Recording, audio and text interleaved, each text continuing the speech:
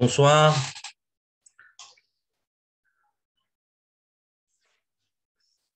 Bonsoir à tout le monde. Alors apparemment il y a deux. Est-ce qu'on m'entend bien d'abord? Est-ce que le son est bon? Oui, on vous entend très bien. Ok. Alors attendez, je vais voir parce que j'ai deux options pour le. Ouais, ok, ça c'est bon. Ok. Alors, euh, donc c'est a priori la deuxième fois que j'interviens sur ce sujet dans les quelques temps qui viennent de passer. Je me suis a priori renseigné, donc a priori, on n'a pas affaire au même public, donc je vais me permettre, ne serait-ce que pour une première partie, de refaire, de présenter quelque chose qui me paraît pour moi être l'essentiel, le plus important de ce qu'on doit savoir dans une relation de Shalom Bayit, c'est-à-dire dans une relation de couple. Le titre de la conférence que j'ai proposée à Ilana, c'est la richesse de la différence. Alors, la richesse de la différence, c'est parce que, pourquoi ce titre? Parce que ce qu'il faut absolument connaître et ce qu'il faut absolument comprendre avant de commencer quoi que ce soit dans une relation de couple, alors ça peut paraître au départ comme quelque chose d'un tout petit peu évident, un peu bateau, un peu logique, mais en fait, ça ne l'est absolument pas. Ça ne l'est pas du tout même. C'est qu'un homme et une femme sont fondamentalement différents. Mais alors évidemment, vous allez dire, bon, si on a traîné jusqu'à 21h le soir pour attendre une conférence qui va nous dire quelque chose d'aussi évident, d'aussi basique, ce n'était pas la peine de faire le déplacement. Vous avez raison, sauf que évidemment, ce qu'on va essayer de développer, c'est justement jusqu'où va cette différence et à quel point, effectivement, il faut en être conscient pour pouvoir avancer dans la vie. Alors, est-ce que j'ai le moyen de partager mon écran? Oui, c'est bon. Alors voilà.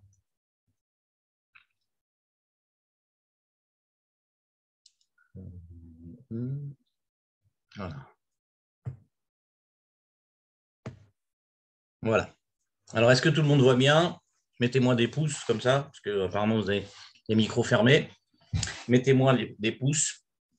Alors, ce que je vais vous montrer maintenant, c'est quelque chose qui est très connu, qui est extrêmement connu. N'importe qui un jour a assisté à une conférence sur le Shalom Bayit, un shiur qui a été préparé au mariage par un madrich, ce que j'espère, ou par une madricha, ce que j'espère, parce qu'évidemment, pour se marier, il faut absolument avoir une préparation. Il a un jour entendu parler de ce que je vais vous présenter maintenant. C'est un enseignement qui est donné par Rabbi Akiva dans la Gemara et qui dit que, voilà, dans le mot ish et isha, qui veulent dire respectivement le mot l'homme et la femme, il y a deux lettres identiques et une lettre différente dans chaque mot. Et donc, on s'aperçoit que les lettres qui sont identiques, ce sont les lettres Aleph et Shin, et la lettre qui est différente, c'est le Yud pour l'homme et le He pour la femme. Donc, ce que l'on voit ici, et ce que Rabbi Akiva explique, c'est que Ish ve Isha, Zachou, s'ils méritent, s'ils font le travail, s'ils font ce qu'il faut, ça veut dire s'ils se conduisent comme la Torah le demande, c'est-à-dire qu'ils intègrent à l'intérieur de leur vie la dimension divine, alors il va y avoir, comme le précise ce graphique,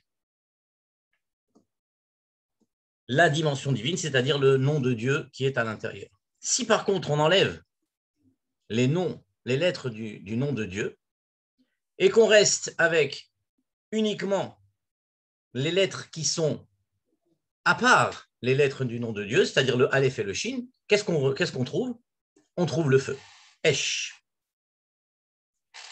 Alors ça, c'est quelque chose que tout le monde comprend, que tout le monde sait. Si par contre, évidemment, on introduit la dimension divine, on a ici Yud et He. Yud et He, c'est le nom de Dieu. Et donc, effectivement, tout va bien dans le meilleur des mondes, c'est la paix et c'est la présence divine qui est à l'intérieur de leur foyer. Ok, sauf que ce sur quoi on n'a pas l'habitude de pointer, ce dont on n'a pas l'habitude de faire attention, c'est que finalement, il y a quelque chose qui est extrêmement paradoxal devant nos yeux ici. Quelque chose qui est extrêmement paradoxal, c'est que c'est exactement l'inverse de ce qu'on aurait dû penser qui se passe. Pourquoi ? Parce que qu'est-ce qu'on a dit ? On a dit, quand est-ce qu'il y a la paix ?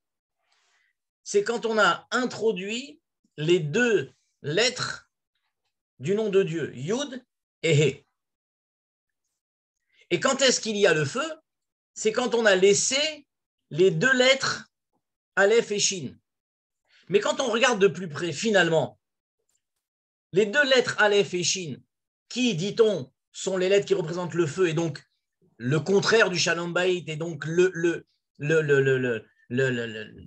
guerre, quoi, le feu, la dispute, la discorde. Quand est-ce qu'on l'obtient ? Mais précisément quand on se retrouve avec les deux lettres qui sont communes aux deux. On aurait pu imaginer que quand est-ce que ça se passait bien ? Quand on restait avec les deux lettres qui sont identiques, qui se ressemblent. Et que quand on introduit quelque chose qui est différent, c'est là que ça ne se passe pas bien. Et bien dans ce graphique, c'est exactement l'inverse. Puisqu'on dit quand est-ce que c'est que ça se passe bien ? C'est quand il y a la lettre Yud chez le Ish et le He chez la Isha, le Yud chez l'homme et le He chez la femme. Et c'est là qu'il y a la paix, c'est là qu'il y a le Shalom Bayit. Mais c'est complètement contradictoire. C'est complètement contradictoire avec la logique. La logique voudrait que quand il y a des choses qui sont différentes, qui nous séparent, c'est là que ça se passe pas bien. Alors que quand il y a exclusivement ce qui nous ressemble, ce qui nous rassemble, c'est là que les choses se passent bien. Et pourtant, c'est exactement l'inverse qui nous est dit. Alors, est-ce que tout le monde me suit d'abord ? Parce que j'aimerais bien avoir des petits pouces pour être sûr que tout le monde comprend, que tout le monde me suit, que tout le monde est avec moi, vu que je ne vois que des petits carreaux pas très grands, minuscules. Voilà, j'ai un pouce. Un autre pouce. Ah, ok. Donc, ici, on a quelque chose donc de a priori paradoxal, qui est, pour résumer, que l'enseignement de Rabbi Akiva met en évidence quelque chose d'incroyable. Quand est-ce que ça ne se passe pas bien ? Quand on reste avec les deux lettres qui sont identiques, en d'autres termes, quand a priori, on voudrait être pareil, on voudrait se ressembler. Quand est-ce que, par contre, il y a la présence divine, il y a la shrina, c'est quand Dafka chacun amène une lettre qui est différente chez l'un et chez l'autre. Alors, qu'est-ce que ça nous dit, ça ? Déjà, ça nous dit quelque chose d'incroyable. Ça nous dit que un homme et une femme sont différents. Il y a évidemment des parties communes, c'est logique, d'accord ? C'est tout à fait normal. Mais il y a aussi, et peut-être surtout, des parts de leur être qui sont extrêmement différents. Et que, alors c'est là que tout est important, que les mots sont importants, il y a donc des parties de leur être qui sont très différentes, et que c'est dans la capacité à mettre en commun ces différences que va résider la possibilité d'intégrer à l'intérieur de son couple le Shalom Bayit.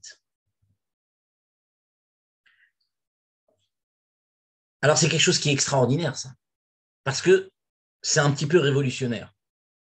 C'est un petit peu révolutionnaire parce que finalement, on est en train de nous dire que il y a deux manières d'envisager la différence. Il y a la manière d'envisager la différence à la manière des racistes, des gens qui sont racistes. Qu'est-ce que c'est quelqu'un qui est raciste ? Quelqu'un qui est raciste, c'est qui considère qu'à partir du moment où quelqu'un n'est pas comme lui, alors il n'est pas bon, il est mauvais, il est à exclure. Et donc, il ne va avoir tendance à admettre dans son monde, dans sa vie, dans son esprit aussi, que les gens qui sont comme lui. Ça, c'est la manière négative et évidemment à proscrire de la manière d'envisager la différence. Qu'est-ce que cet enseignement-là, il est en train de nous dire? Il est en train de nous dire au contraire. La différence, elle peut se voir d'une autre manière. Finalement, qu'est-ce qui se passe avec le yud du ish et le he de isha? Si le ish n'amène pas son yud, et si la isha n'aime même pas son he, on aura, à aucun moment on aura le nom de Dieu. Il y aura un yud peut-être, mais il n'y aura pas le he. Il y aura le he peut-être, mais il n'y aura pas le yud.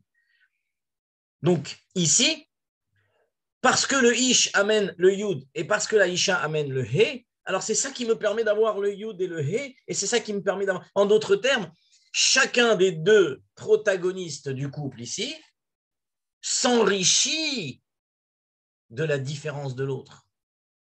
Il a ce que je n'ai pas, elle a ce que je n'ai pas, j'ai ce qu'il ou elle n'a pas. Et c'est en mettant nos spécificités, nos différences en commun qu'on va réussir à avancer dans la vie et qu'on va justement se compléter. Donc ici, bien loin de la manière qu'on a appelée tout à l'heure raciste de voir la différence, on va la voir d'une manière, au contraire, la différence ce sera une complémentarité, un enrichissement mutuel.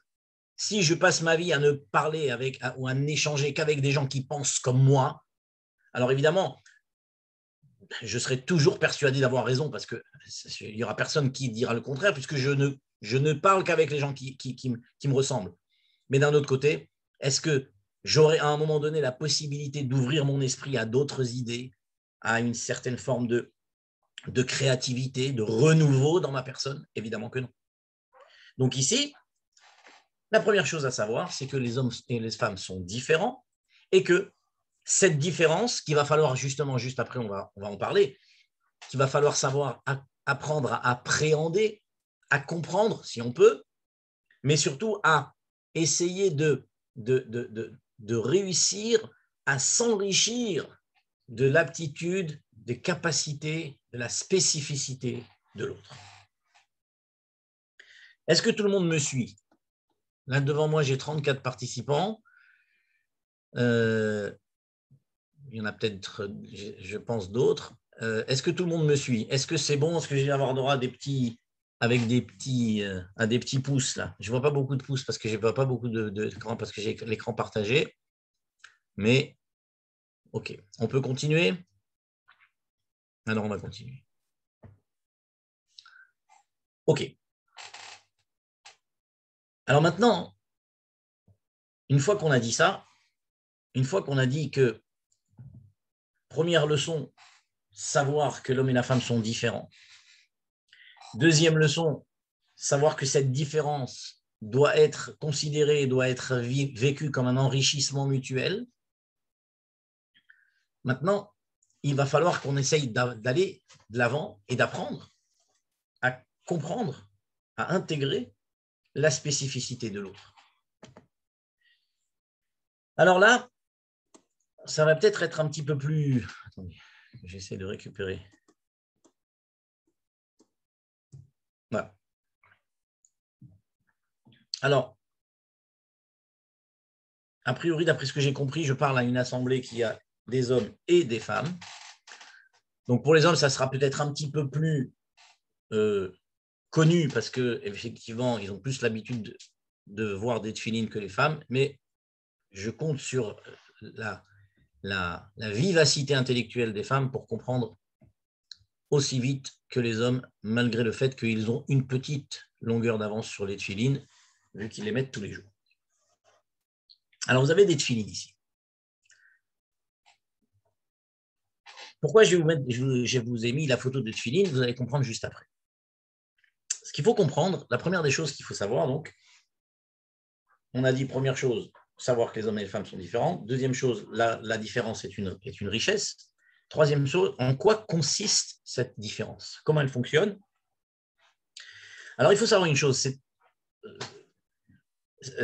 on va dire des mots maintenant, d'accord? On va dire des mots. Mais ce qu'il faut bien comprendre, c'est que pour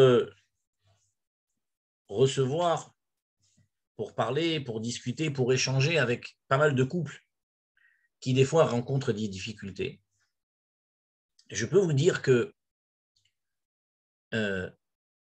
énormément des difficultés qui sont rencontrées proviennent d'un manque de connaissance de cette idée.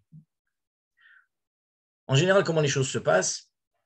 Quand on a fait un cursus, entre guillemets, j'appellerais ça un cursus classique. Alors, je sais que peut-être que je m'adresse à un public qui est plus hétéroclite que ça, mais enfin, dans la grande majorité des cas, un garçon qui fait un cursus classique, école juive, où on va dire les classes étaient non mixtes, yeshiva, où les classes sont non mixtes, bien sûr, école de filles, où les classes sont non mixtes, séminaire, où les classes sont non mixtes, on finit par grandir dans des, justement comme on le décrivait tout à l'heure, dans des environnements qui finalement sont comme nous ressemblent. Et puis, à un moment donné, on va nous dire tout d'un coup, alors que pendant 20 ans ou 21 ans de notre vie, on nous a dit de l'autre côté de la barrière, on ne touche pas, on ne regarde pas, on ne voit pas, on ne s'occupe pas, même si, bon, de temps en temps, bon, mais enfin, globalement, les amis, les connaissances, quand on s'amuse, quand on joue, quand on étudie, en général, on est aux prises exclusivement avec des personnes du même sexe. Et puis, on arrive à l'âge de 20 ans, 21 ans, là, littéralement, on nous catapulte à la rencontre de l'autre. Alors, évidemment, vous savez, c'est un principe bien connu. On a tendance à tout analyser en face de nous en fonction de ce qu'on connaît déjà. Et donc, quand on voit une personne, a priori, même si effectivement, pour un garçon, c'est une jeune fille qu'on a en face de nous, pour une jeune fille, c'est un garçon qu'on a en face de nous, mais enfin, globalement, de prime abord, il a deux yeux, un nez, une bouche, des oreilles. Bon, ok, il a une barre peut-être, il a des signes extérieurs qui font qu'il ressemble plus à un homme qu'à une femme ou qu'elle ressemble plus à une femme qu'à un homme. Mais on va dire, à part ces quelques caractéristiques anatomiques, bon, bah, c'est une personne comme une autre. On ne s'imagine pas à quel point la personne qu'on a en face de nous n'a strictement rien à voir. À l'extrême limite, les différences anatomiques qui existent entre un homme et une femme sont les différences les plus petites, les plus visibles, évidemment. Mais l'immense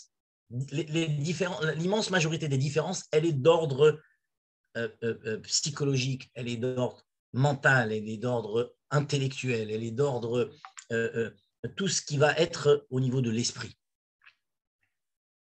C'est-à-dire qu'un homme et une femme ne fonctionnent pas du tout de la même manière au niveau de leur esprit, au niveau de leur manière de réfléchir, au niveau de ce qu'ils vont mettre en avant, les outils qu'ils vont utiliser pour appréhender, pour comprendre une situation. Et cette différence monumentale, c'est ce qui va avoir toutes les conséquences de quiproquo du quotidien dans la vie d'un couple. Un homme ne va pas comprendre, par exemple, pourquoi une femme va lui répéter 4 fois la même chose. Il se dit, mais soit elle croit que je suis sourd, soit elle croit que je n'écoute pas quand elle me parle, soit elle a peur que je n'ai pas bien compris, mais à l'extrême limite, dans les 3 cas, c'est vexant. Je suis sourd, ben non, je ne suis pas sourd. Elle pense que je n'écoute pas, ce n'est pas juste, je suis en train au contraire de faire l'effort de l'écouter, et elle pense que je n'ai pas compris, alors elle considère que je ne suis pas intelligent ou que je suis bête. D'accord? Donc, voilà une situation, des histoires de tous les jours, quotidiennes, tout le temps, qui est le fruit de la méconnaissance de la différence en comment un homme et une femme fonctionnent.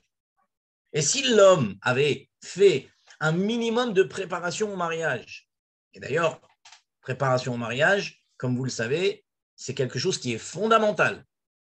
Il faut se préparer au mariage, il ne faut pas arriver sur le mariage comme un cheveu sur la soupe. Donc, si on avait fait un minimum de préparation au mariage et que pendant la préparation du mariage, le madrich ou la madricha avait fait son travail correctement et qui lui avait dit, tu sais, tu as affaire en face de toi à quelqu'un que tu crois être comme toi, mais qui n'a rien à voir, et que le fonctionnement de cette personne qui est en face de toi est complètement différent, alors, quand son épouse, par exemple, va lui répéter 4 fois la même chose, il saura que, en fait, c'est sa manière à elle d'exprimer ses émotions. On va voir tout de suite exactement de quoi on parle. Parce que pour l'instant, je vous ai laissé cette photo des tefilines derrière l'écran, et vous êtes en train de vous dire, attends, où est-ce qu'on va? On y arrive. Ne vous inquiétez pas, on y arrive. Alors, pour résumer de manière très succincte, parce qu'évidemment, on n'a pas la nuit tout entière, sinon, effectivement, on aurait pu le développer de manière plus exhaustive. Mais pour l'expliquer de manière très schématique, on va dire qu'un homme est centré au niveau de la manière dont il analyse les situations. Il est centré sur son cerveau. Quand une femme, dans l'analyse des situations, elle va être centrée sur son cœur. Et alors attention, vous allez dire, l'analyse, c'est cérébral. Oui et non. Parce qu'il y a ce qu'on appelle une intelligence émotionnelle, une intelligence du cœur. Cette intelligence du cœur, elle intervient quand, par exemple, vous allez dire, écoute, tout a l'air bien, sur le papier, tout a l'air bien, mais je ne sais pas pourquoi je ne le sens pas. Tout le monde connaît cette phrase, je ne le sens pas. Ça veut dire quoi, je ne le sens pas? Je ne le sens pas, ça veut dire qu'au niveau intellectuel, si je fais passer le check à l'ordinateur, il va me dire que tout est en ordre. Mais il y a quelque chose qui n'est pas de l'ordre de la réflexion intellectuelle, mentale, qui me dit qu'il y a quelque chose qui ne va pas. D'ailleurs, c'est très intéressant. Je vous raconte une petite anecdote qui est, pour moi, qui est extrêmement parlante. Vous savez, quand mes enfants étaient petits, on les amenait chez un pédiatre qui était un vieux de la vieille, un ancien, comme on dit un ancien. Alors, c'était un juif, il n'était pas pratiquant, même pas du tout pratiquant, mais personnellement, je l'ai toujours considéré comme un chassid. Pourquoi? Parce que, d'abord, il avait une humilité incroyable. Et puis, quand il observait un enfant, il l'observait toujours avec émerveillement.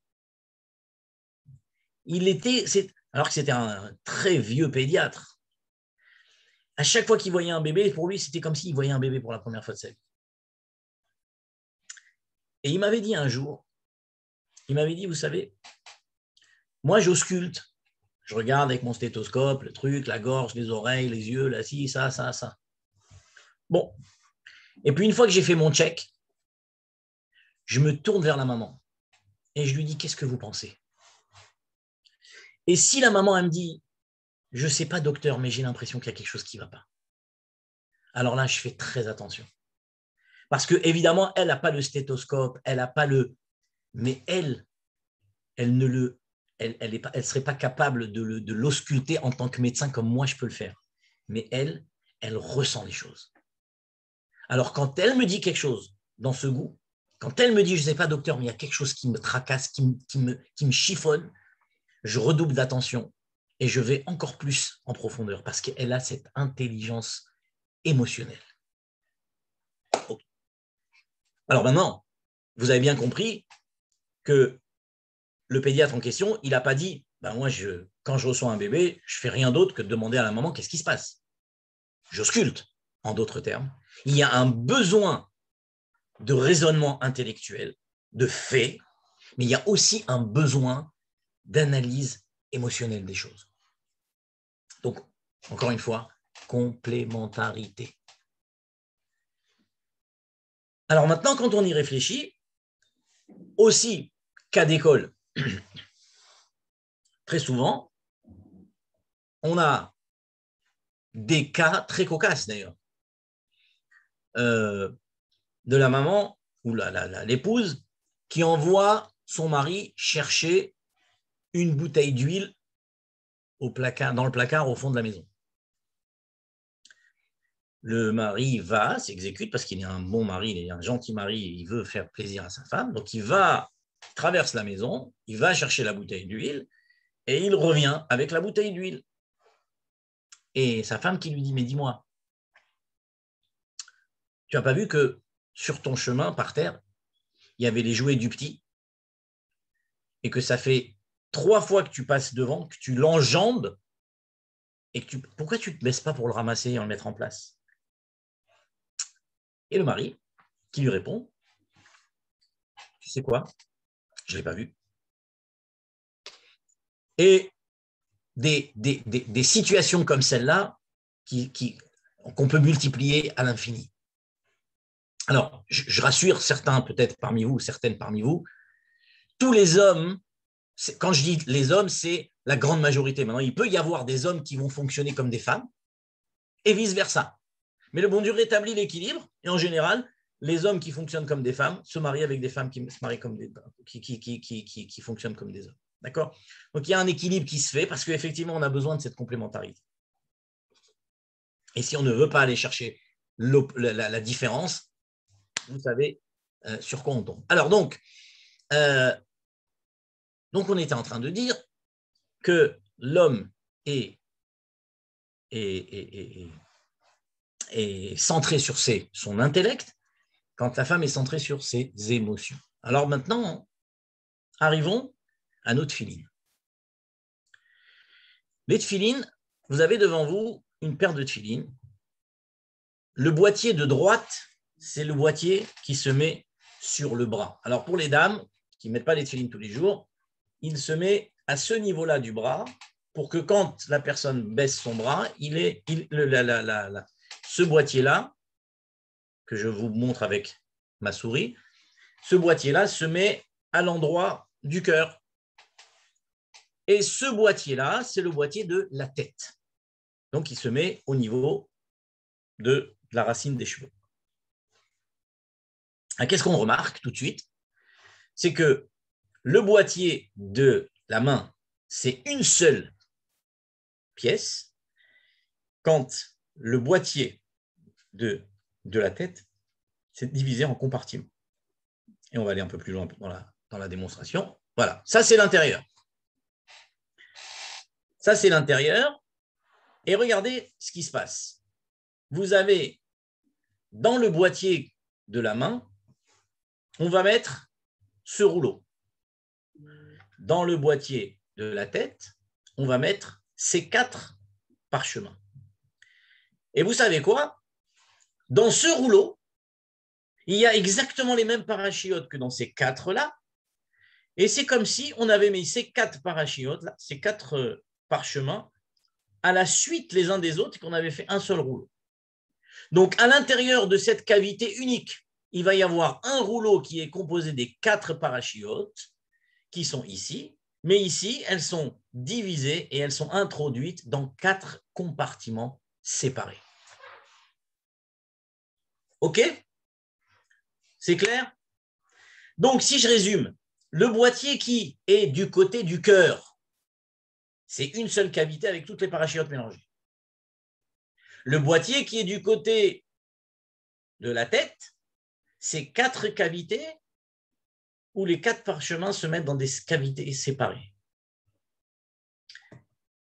Alors, vous avez compris, le boîtier de la main qui se met là, qui se met contre le cœur, symbolise les émotions. Le boîtier qui se met sur la tête symbolise l'intellect. Et regardez comme c'est merveilleux. L'intellect travaille sous forme de cases. Quand je suis là, je ne suis pas là. Et quand je suis là, je ne suis pas là. Les émotions, c'est un bloc, c'est un tout. Et maintenant, on comprend pourquoi une femme est beaucoup plus multitâche qu'un homme.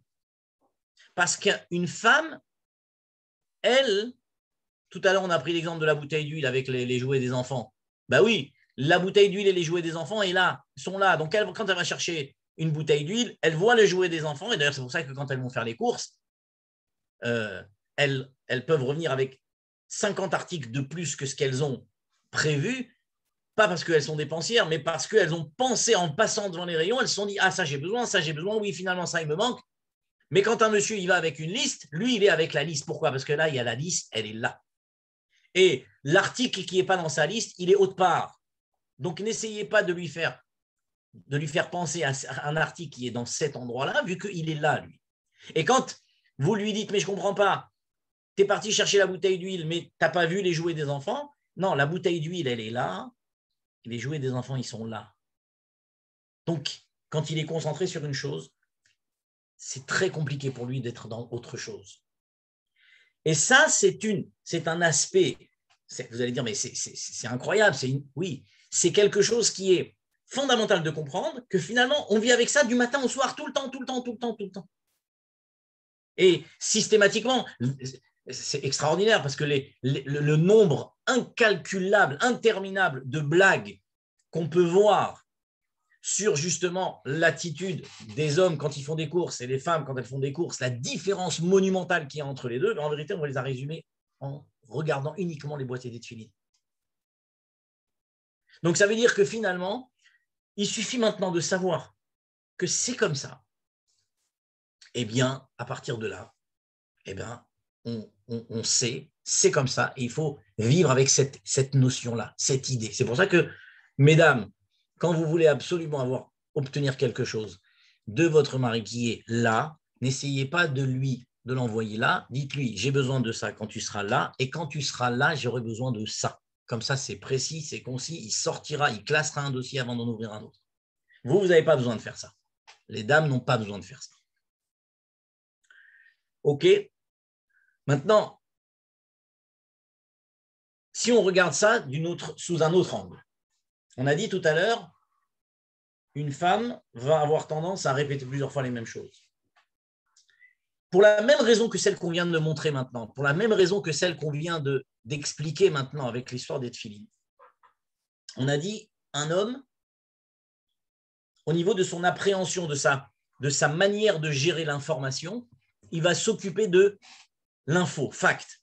Agave, j'ai envie de vous dire que c'est une des raisons pour lesquelles une femme ne peut pas témoigner dans un tribunal. Parce que dans un tribunal, on n'a pas le choix que d'analyser les faits. Or, pour une femme, c'est très, très compliqué. C'est très compliqué de rester sur les faits sans introduire une dimension émotionnelle. D'accord ? Et encore une fois, ça aussi, c'est l'aspect positif qu'il y a dans la manière dont elle va gérer la réalité des enfants, par exemple. Quand deux enfants vont se disputer, elle va tout de suite intégrer une notion émotionnelle pour pouvoir gérer la problématique. Donc, cette dimension émotionnelle, elle va être dans tout ce qui va être sa manière d'appréhender la réalité, de réfléchir et de s'exprimer. Donc, du coup, un homme, lui, va être beaucoup plus centré sur les faits. Quand un homme parle, on va dire, il donne des infos. Quand une femme parle, elle exprime des émotions. Mais alors, vous avez compris que quand on a dit ça, on a dit en d'autres termes que l'homme et la femme ne parlent pas la même langue. Ça veut dire que quand une femme va dire une phrase, l'homme va l'interpréter comme étant une succession de de faits, alors qu'en fait, ce qu'il faut qu'elle comprenne, c'est que c'est une succession d'émotions qu'elle lui exprime. Et si on reprend notre exemple de tout à l'heure, ben c'est la raison pour laquelle une femme va pouvoir répéter plusieurs fois la même chose. Pourquoi? Parce que, et l'homme ne va pas supporter parce qu'il se dit, mais ça y est, je l'ai entendu. Pourquoi? Parce que dire un fait, établir c'est du data, c'est de l'information. Alors, une fois que j'ai donné une information, ça y est, elle est donnée, elle est intégrée à l'intérieur du disque dur. Stop! Vous savez, quand vous voulez enregistrer 2 fois le même fichier dans l'ordinateur et que le fichier existe déjà, il vous dit, il y a déjà un fichier qui s'appelle comme ça, ce n'est pas la peine de le réenregistrer. Donc, pour un ordinateur, pour un cérébral, une fois que j'ai donné une info, stop, ça suffit. Oui, ça c'est quand je donne une info. Mais si la raison pour laquelle je parle, ce n'est pas uniquement pour donner de l'info. Évidemment, je donne aussi de l'info, mais ce n'est pas uniquement pour donner de l'info, mais je parle pour aussi exprimer des émotions. Alors là, il y a 2 choses qui sont importantes à savoir. C'est que exprimer des émotions, ça veut dire qu'on va avoir tendance à exprimer autant de temps qu'il va falloir pour pouvoir évacuer la tension que cette émotion a fait à l'intérieur de moi. Et donc, du coup, si j'ai besoin de le répéter plusieurs fois pour pouvoir évacuer, à chaque fois que je le dis, j'évacue un peu plus de tension. Et donc, je vais avoir tendance à redire plusieurs fois la même chose. Non pas parce que je pense que l'info, tu ne l'as pas reçue. Bien sûr que l'info, elle est secondaire à l'extrême limite. Mais j'ai besoin que tu reçoives mon émotion. Ça, c'est la première chose. Et la deuxième chose qui est très importante, c'est que quand on exprime une émotion à quelqu'un, il n'y a rien de plus frustrant que quand on exprime une émotion à quelqu'un et que la personne en face ne reçoit pas cette émotion, ne comprend pas ce qu'on ressent. Et donc, qu'est-ce qu'on fait quand on essaye de faire comprendre à quelqu'un qu'on ressent quelque chose et qu'il n'a pas percuté sur ce que j'ai ressenti? Eh bien, je répète, je lui redis. Donc maintenant, une femme qui a besoin d'exprimer cette émotion, cette tension qu'elle a à l'intérieur d'elle, qui va répéter, elle va répéter autant de temps qu'elle a besoin d'abord pour évacuer, et puis ça va être aussi à la hauteur de l'écoute, de l'oreille qu'on va être capable de lui tendre pour pouvoir faire ce qu'on appelle l'accueil des sentiments. Ok? Donc, rappelez-vous, ce qui est très important de savoir, c'est qu'un homme et une femme ne parlent pas la même langue, et que donc, pour prendre encore un exemple, parce que c'est très très important de le comprendre, et de savoir que c'est du quotidien, ça veut dire qu'on vit avec ça tout le temps. Chaque phrase qui va être dite doit être décodée, d'un côté comme de l'autre d'ailleurs. Une femme va pouvoir dire, par exemple, des phrases du style « c'est moi qui fais tout dans cette maison ». Alors évidemment, c'est des phrases qui sont dites très souvent, qui irritent particulièrement les messieurs, parce que pour un monsieur, comme on l'a dit, c'est moi qui fais tout dans cette maison, ça veut dire toi, tu fais rien. Et je suis sûr et certain que tous les hommes qui sont sur ce chiot, ils sont en train d'entendre, ils ont compris comme ça. Sauf que quand une femme dit c'est moi qui fais tout dans cette maison, alors qu'est-ce qu'il fait le monsieur quand il entend ça? Il check. Il dit comment tu peux dire une chose pareille? Rappelez-vous, un homme, il va recevoir les phrases de son interlocuteur comme étant des facts, des faits, des infos. Donc, il analyse la phrase. C'est moi, donc elle, qui fait, qui agit tout ce qu'il y a à faire dans une maison, c'est elle qui le fait dans cette maison. Donc lui, il se sent exclu de la chose, parce qu'effectivement, c'est moi qui fais tout dans cette maison, ça veut dire qu'il ne reste plus rien pour toi. Donc, comment lui réagit? Info, fact. Il commence à checker, à lister toutes les tâches qu'il y a à faire dans une maison, et il dit, mais regarde, moi je fais ça, moi je fais ça, moi je fais ça, moi je fais ça. Sauf que, ici, il y a un énorme quiproquo. Parce que la femme a dit quelque chose et l'homme a compris autre chose. L'homme, il a compris un faux. Donc, il a checké les faits et il a prouvé par A plus B qu'il manquait des choses dans la liste de madame, et il lui a prouvé par A plus B que lui aussi il fait des choses et que donc sa phrase, son affirmation, c'est moi qui fais tout dans cette maison, est fausse. Il a réagi comme un ordinateur. Et c'est très bien pour un homme. Mais pour une femme, quand elle dit c'est moi qui fais tout, comment elle va réagir quand il va lui dire tu vois, je te prouve que c'est faux parce que je fais ça, je fais ça, je fais ça, elle va lui dire mais tu n'as rien compris. Et lui, il ne va pas comprendre pourquoi elle a dit tu n'as rien compris, vu que c'est exactement ce qu'elle a dit. Et c'est juste au niveau technique, au niveau computer, ça marche. C'est binaire.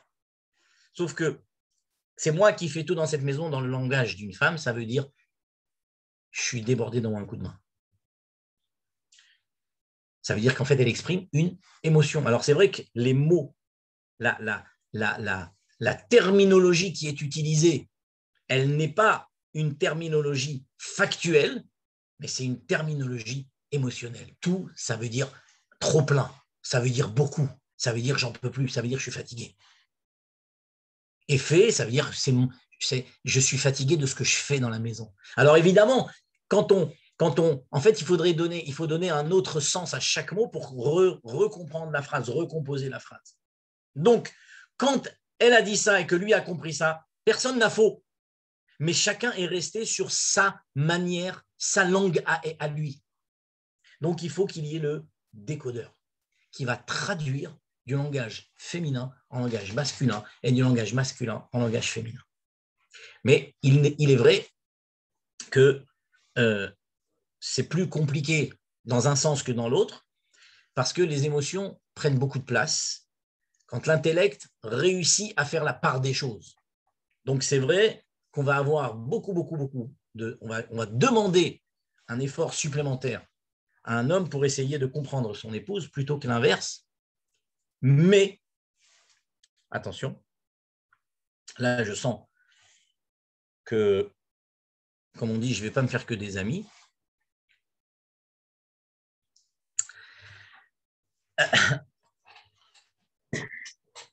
Il y a quelque chose qui est très important à savoir,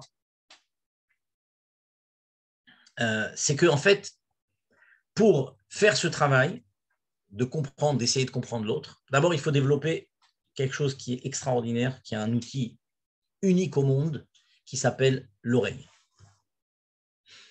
L'oreille, c'est peut-être l'outil le plus important, le plus fondamental dans la relation Shalom Bayit. Parce que ce n'est pas parler. Vous savez qu'il y a une histoire comme ça où il y avait la mère d'un enseignant qui a à un moment donné, je sais pas, il a eu un problème, il n'arrivait plus à parler, il n'avait plus de voix.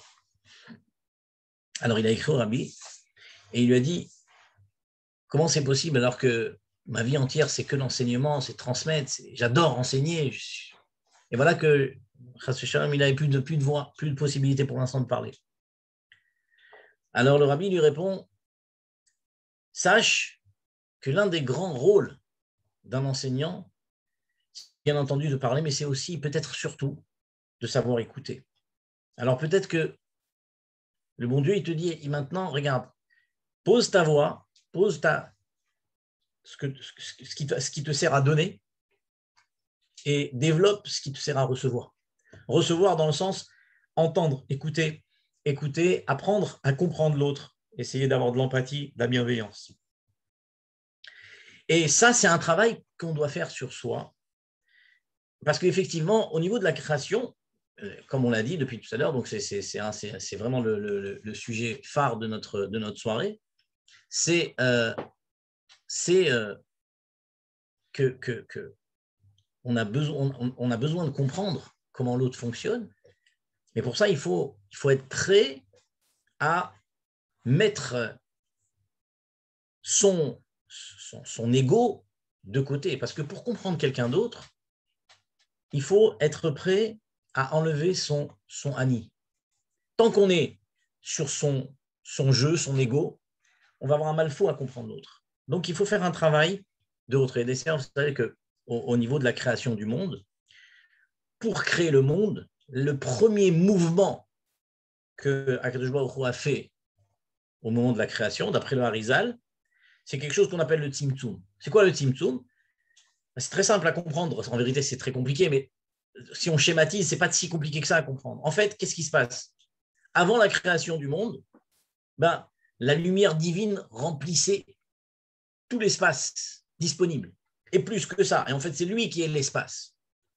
Donc maintenant, pour créer le monde, si le monde avait été créé avec l'expression divine telle qu'elle était à ce moment-là, rien ne peut exister. C'est marqué Loïr Ani Adam Vachai, si Akadosh Baruch Hu se dévoile dans toute sa puissance, quel est l'être humain qui va pouvoir continuer à exister? Il sera pulvérisé. Donc le premier mouvement qui a permis la création du monde, c'est qu'Akadosh Baruch Hu a retiré sa lumière. Il a fait un vide.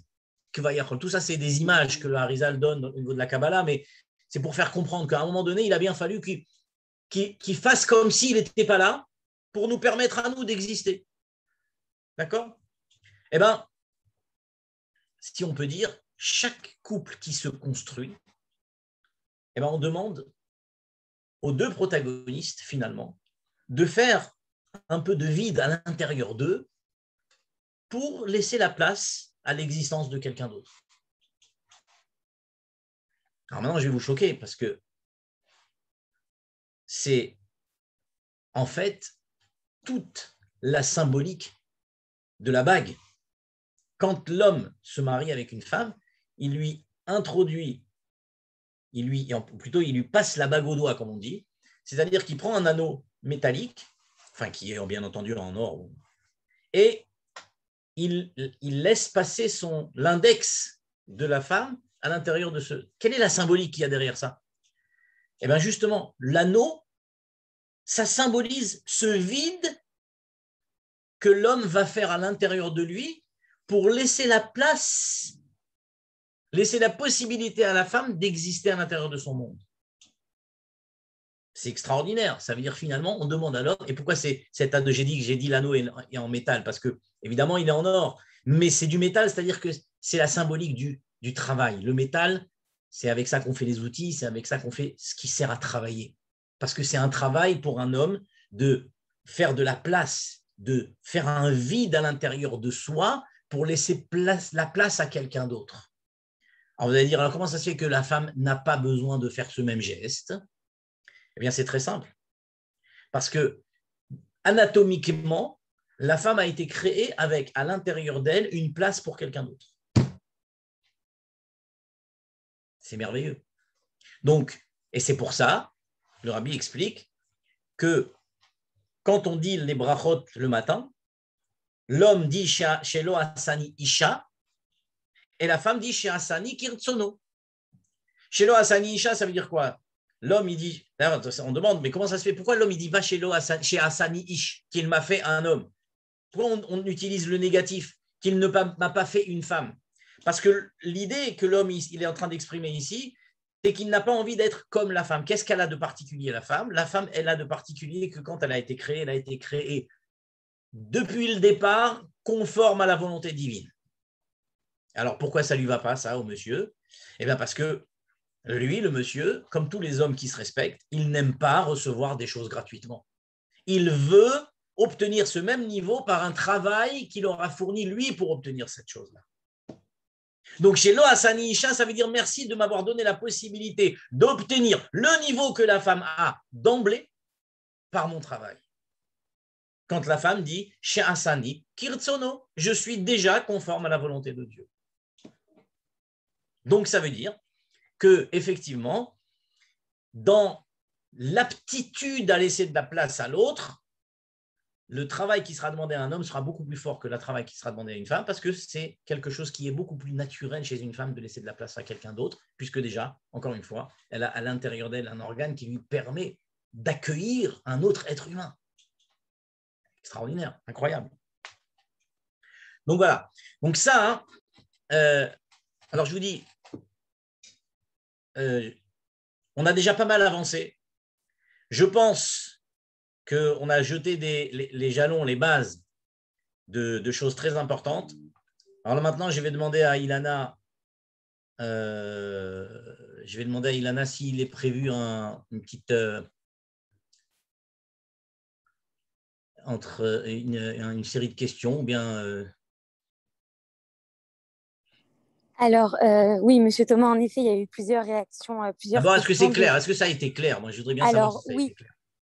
c'était très clair. Je vois plein de pouces et il y a beaucoup de réactions, pas mal de questions aussi. Donc, si vous voulez qu'on prenne un petit moment pour y répondre, ce serait super.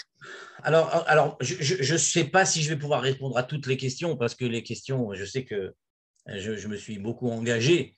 Comme je vous ai dit tout à l'heure, je ne me suis peut-être pas fait que des amis, mais c'est le fruit de pas mal de lectures et puis aussi un peu d'expérience. Donc s'il y a des questions, effectivement, je suis prêt à y répondre avec l'aide de Dieu. Ok, alors je précise qu'il y a des questions qui nécessitent, je pense, une conférence en soi. Mais si vous voulez donner des éléments de réponse, avec plaisir. De pas. toute façon, je pense que, alors, c'est difficile, surtout à ces heures-là, et puis c'est difficile de tout passer en revue, évidemment. Là, on a jeté des jalons. Maintenant, c'est vrai que si il y a un thème qui est récurrent et qui revient régulièrement et dont on voudrait parler, on peut éventuellement, effectivement, penser à refaire ça à une date ultérieure. Ok, très très bien. Alors, il y a pas mal de questions qui sont revenues aussi sur Facebook et sur Instagram. Parce qu'en plus, on est sur Instagram. Alors oui, Je ne sais même avant, pas ce j'ai que fait un c'est et je suis sondage. dessus.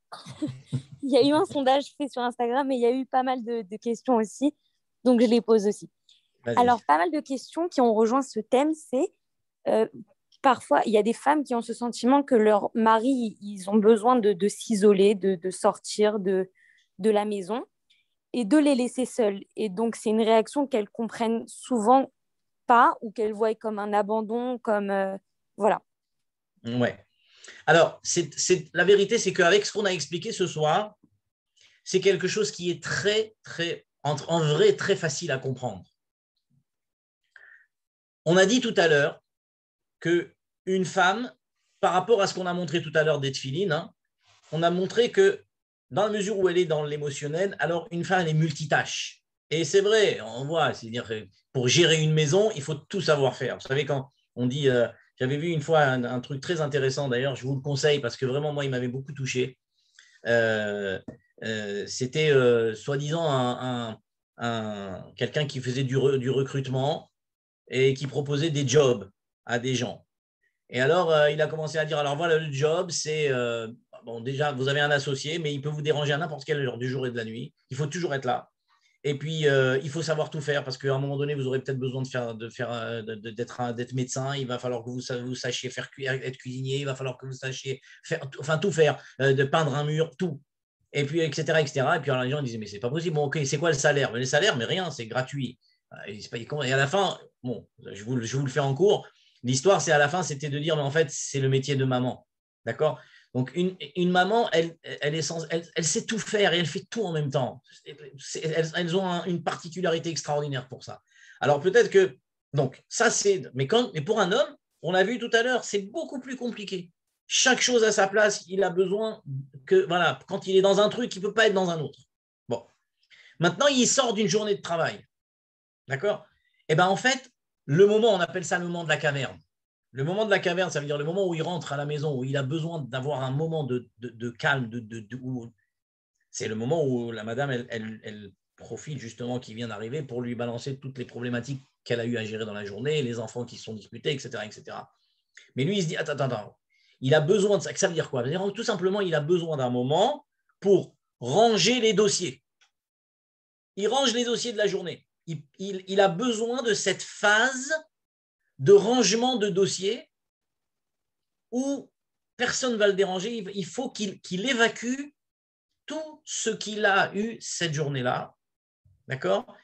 Et si on lui laisse ces 15-20 minutes, c'est pas long. Après, il y a peut-être des hommes qui ont besoin de plus, ça c'est une autre histoire. Mais si on lui laisse ce moment-là, après, il va revenir disponible, évidemment. Alors par contre, là aussi, je ne vais pas me faire que des amis. mais je pense qu'il est absolument fondamental, critique même aujourd'hui, vital, que le premier réflexe que tout homme, et en vérité toute femme, parce que malheureusement aujourd'hui c'est devenu totalement identique des deux côtés, je pense, doit faire, donc le geste que tout homme et toute femme doit faire en rentrant à la maison le soir, si on rentre du travail, c'est de prendre son portable, le mettre en mode avion et le mettre au-dessus d'une armoire. Et ne plus en entendre parler au moins le temps de manger, de s'occuper des devoirs des enfants. Vous savez, je vais raconter une histoire. C'est très, très important, ça. Je bascule un tout petit peu dans le chinour, mais ça ne me dérange pas parce que c'est très important aussi. Quand j'ai fait la bar mitzvah de mon deuxième garçon, au Hachem, on a eu le zrout d'être invité à Motsai Shabbat à faire Soudat Melave Malka chez Rav Groner. Et donc, on était invité là-bas avec mon fils, avec M. Rabat aussi qui était avec moi. Et il nous a parlé de plein de choses. Et parmi les choses qu'il nous a dites, écoutez bien, parce que moi, ça a été pour moi quelque chose d'extraordinaire. Vous imaginez un petit peu l'emploi du temps de Rav Groner, qui collait à peu près à l'emploi du temps du rabbi. Eh bien, il nous a dit que le rabbi avait insisté pour que, à l'heure où les enfants rentrent de l'école, Rav Groner quitte le secrétariat du rabbi. Il rentre chez lui, il s'occupe des devoirs, il regarde ce que les enfants ont fait à l'école, il s'occupe de leur donner à manger avec sa femme et jusqu'à ce qu'il les mette au lit. Et une fois que ça a été fait, il retourne à la maskiroute et il termine sa soirée jusqu'à 1h, 2h, 3h du matin. Donc imaginez-vous ce que ça veut dire. Ça veut dire qu'il faut prévoir un moment dans la soirée où on sera complètement dédié à notre maison en vérité. Et notre maison, c'est notre épouse et nos enfants. Mais, ça c'est pour répondre à la question, un homme a besoin de ranger ses dossiers. Ranger ses dossiers, ça veut dire évacuer tout le stress, ranger les dossiers du travail, pouvoir les mettre de l'ordre dans sa tête, un moment de décompression, comme on dit. Et puis après, mais alors, c'est vrai que des fois, les femmes ne comprennent pas. Elles disent, mais je ne comprends pas. D'abord, il ne m'a pas vu toute la journée, il n'a pas envie de me voir, il n'a pas envie de... Si, ne vous inquiétez pas.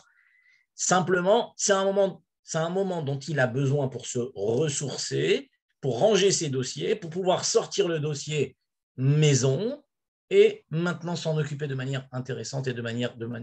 Alors évidemment, s'il continue à être pollué avec des WhatsApp et des trucs et des Facebook et des machins, ça, c'est sûr et certain qu'il n'y aura à aucun moment ni le rangement des dossiers, ni le sortie des dossiers de la maison, rien. Donc, c'est un balagan complet. Donc, ça, c'est sûr et certain qu'il faut absolument insister sur ce point-là. Je le dis, je le répète, je supplie tout le monde de faire ce geste qui est, à mon avis, qui est vital aujourd'hui, que quand on rentre chez soi, même au moins 2 heures de temps, ranger son téléphone, ne plus en entendre parler. Il faut qu'il y ait ce moment-là. Et donc, voilà, j'espère que j'ai répondu à la question, mais c'est vrai que c'est tout à fait lié avec la description du fonctionnement des uns et des autres qu'on a donné tout à l'heure. Ok, merci beaucoup, Monsieur Thomas. Alors, avant de passer à la prochaine question, est-ce qu'on peut revoir votre visage en plein écran? Est-ce que vous pouvez arrêter le partage d'écran? Voilà, super. C'est bon? Très bien, merci beaucoup, Monsieur Thomas. Alors, une autre question. Je pensais que les filines étaient plus intéressantes que moi, mais bon. Non, on préfère votre voix. Ok. Alors, une autre question qui est revenue aussi beaucoup, que vous avez abordée, mais peut-être qu'on peut le rappeler en un point, c'est une femme qui dit « Quand je parle à mon mari d'un problème, il ne voit pas que j'ai simplement besoin d'être écoutée, rassurée, et il va me donner des solutions concrètes à la place. » Et ce n'est pas forcément ce qu'elle attend. Exactement. Mais en vérité, c'est exactement ce qu'on disait tout à l'heure. Ça veut dire qu'en vérité, qu'est-ce qui se passe? Il se passe que lui, il fonctionne comme un homme. Sa femme, elle lui soumet des problèmes. Il en déduit qu'elle a besoin d'avoir des solutions. Tout simplement. Maintenant, ce que lui, il ne comprend pas, c'est que quand sa femme, elle lui parle de ses problèmes, ce n'est pas pour qu'il lui donne des solutions. Les solutions, ça se trouve, il les connaît déjà mieux que lui. mais elle a besoin qu'il partage avec elle les émotions que ce problème lui procure. Donc, elle a besoin que d'une seule chose, c'est qu'il l'écoute. Absolument. Donc, en fait, ça revient toujours, on tourne toujours autour du même point. C'est-à-dire qu'en fait, un homme, il fonctionne par rapport à des faits. Donc, elle lui soumet un problème dans sa tête. Vous savez, c'est un homme, c'est voilà, il est au travail, il passe sa journée à résoudre des problèmes. Donc, il continue son travail le soir et il dit, tu as un problème, paf, viens, on va réfléchir, tac, tac, tac, hop, ça y est, c'est réglé. Non, non, non, c'est pas ça l'histoire. L'histoire, c'est pas du tout ça. L'histoire, c'est j'ai besoin de décharger mon fardeau affectif sur quelqu'un. Et la manière que j'ai de décharger mon fardeau affectif sur quelqu'un, c'est de lui raconter. Et lui, il a besoin que d'une seule chose, c'est d'écouter. Et plus il va essayer de lui donner des solutions, plus elle va, c'est pas du tout de ça qu'elle a besoin, donc elle va continuer à lui expliquer, elle lui répéter. Et lui, il ne comprendra pas pourquoi, parce qu'il lui a donné déjà 8 solutions à chaque problème. Quel est son problème? Pourquoi elle continue à... Pourquoi tu rabâches? Non, tu rabâches pas. Alors, c'est quelque chose en psychologie, on appelle ça l'accueil des sentiments. Il faut absolument être capable d'accueillir les sentiments. Quand quelqu'un vous dit « j'ai mal », n'essayez pas de lui expliquer pourquoi il a mal. Parce que si vous lui expliquez pourquoi il a mal, ça ne veut pas enlever son mal. D'accord? Donc, il a besoin. L'exemple typique que j'aime bien donner, c'est l'exemple d'un enfant qui tombe. Un enfant qui tombe, il se fait mal, il pleure. Alors, un parent très, très soucieux de faire bien, correctement son travail, il va aller le voir. Il va dire, ça l'inquiète, cette douleur-là, ça ne le rassure pas. Donc, il va lui dire, t'inquiète pas, c'est rien. Alors, écoutez bien, c'est rien. Pour le coup, l'enfant, il va réagir comme un monsieur. Ça veut dire qu'il va prendre la phrase au pied de la lettre. Et il va dire, alors attends, je ne comprends pas. Moi, là, maintenant, je suis en train de souffrir. J'ai mal. Et lui, il me dit, c'est rien.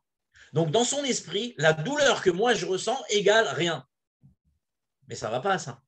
C'est pas bon, ça. Donc, qu'est-ce qu'il fait, l'enfant? Il pleure de plus belle. Pourquoi? Parce qu'il ne s'est pas senti compris. On lui a donné une info comme quoi c'est rien. Mais ce n'est pas vrai, ce n'est pas rien, je ressens, j'ai mal. Donc,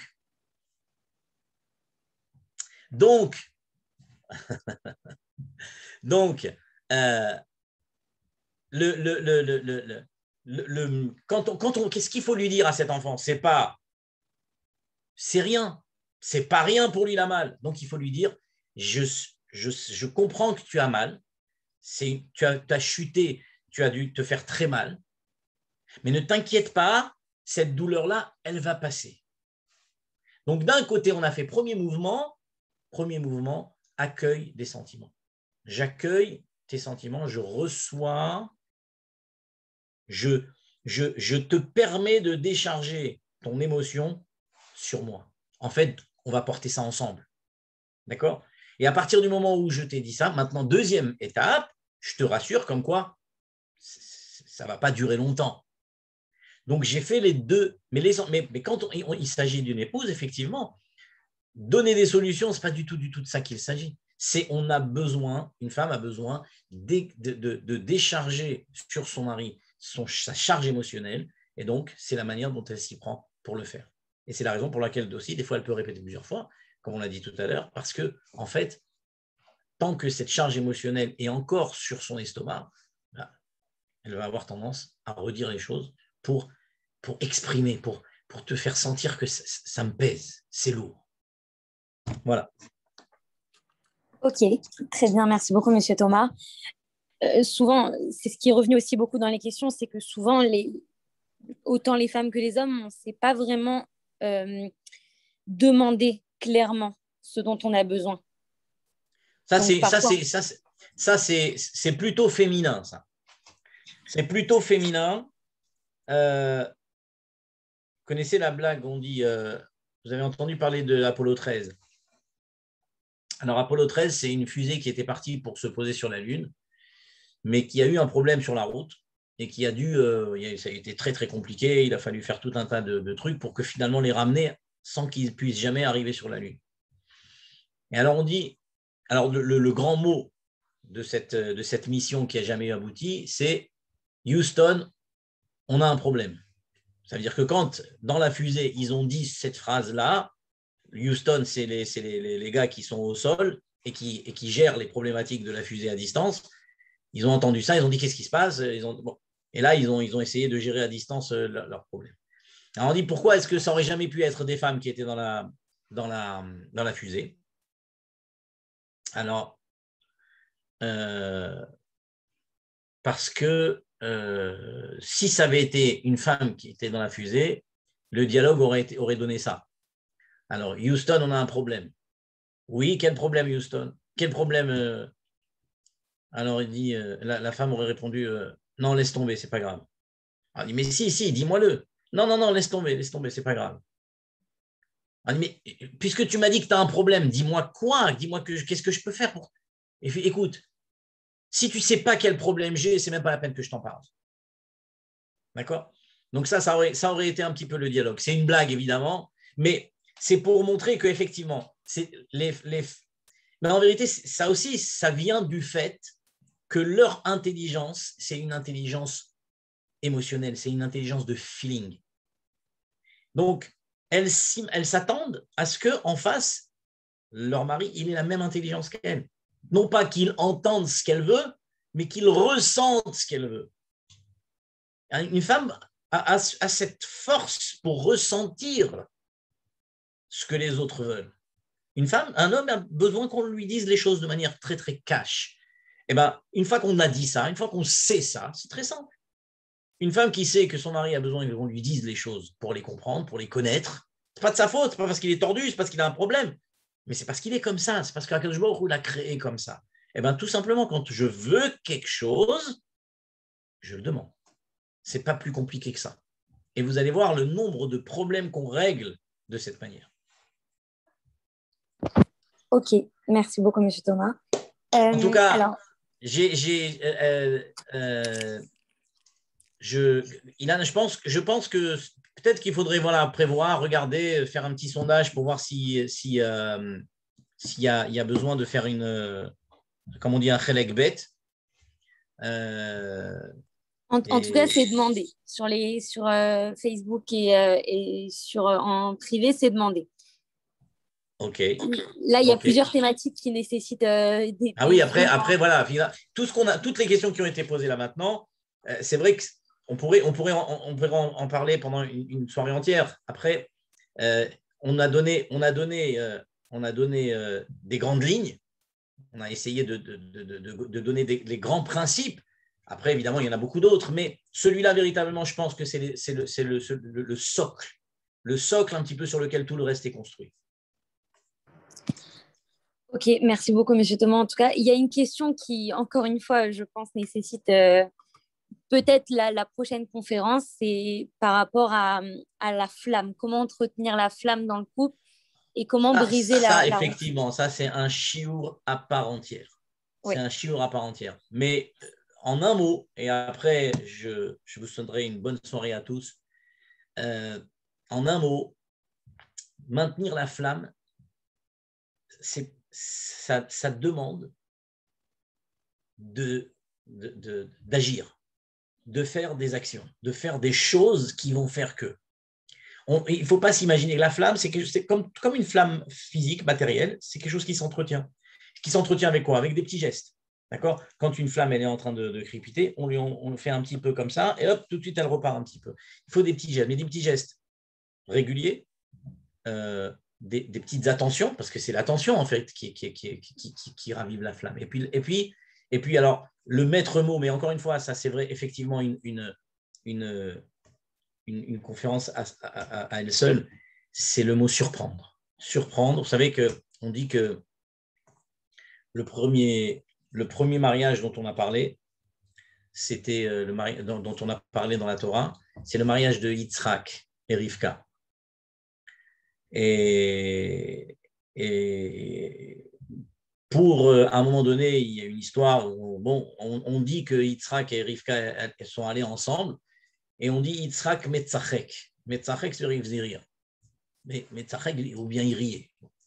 Alors pourquoi Yitzhak? Le premier mariage, il s'appelait Yitzhak. Alors on dit Yitzhak, c'est le rire.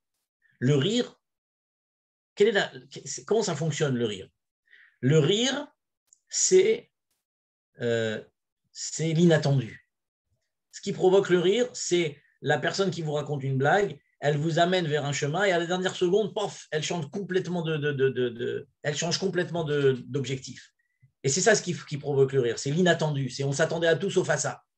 Donc, finalement, Yitzhak, c'est le mariage de Yitzhak et de Rivka, il nous apprend quelque chose de fondamental dans une relation de couple, c'est le fait que il faut être capable toute la vie de se surprendre. Voilà. Alors, à toutes et à tous, une très très bonne soirée. Et puisqu'on est à quelques encablures de la fête de Shavuot, je vous souhaite une très très bonne fête de Shavuot. Kabbalat Torah Besimcha Ubipnimiut.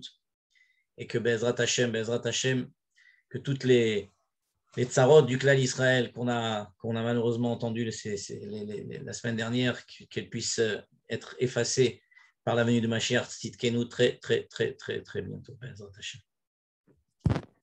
Infiniment, Monsieur Thomas. Kol Tov. Bonne soirée à tous. Kol Tov.